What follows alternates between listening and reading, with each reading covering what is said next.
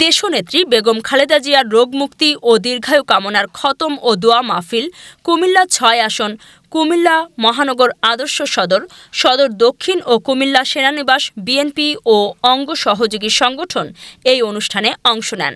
বেগম খালেদা জিয়ার উপদেষ্টা হাজী আমিনুর রশিদ, ইউসুফ মোল্লা টিপু ও রেজাউল কাইয়ুম।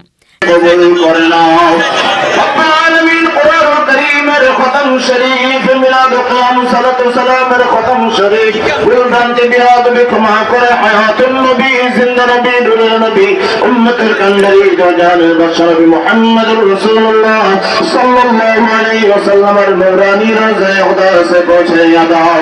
সমস্ত আম্বিয়া کرام আলাইহিমুস সালাতু ওয়াস সালাম আজমাইন রওজায়ে খুদা সে পৌঁছাইয়া দাও। দয়াল নবীর আব্বা জানাম বাজান দুধ মাশাআল্লাহ সাহাবে রাসূল আনসার রাসূল মুহাজির রাসূল أزواج رسول آل بيت رسول غوث كتب التلاوير الكاملين قادرية تشكيان الشبندية سرور مجددية حنفي مالكي شافي حنبلي شمس desk news channel HD 24 Comilla.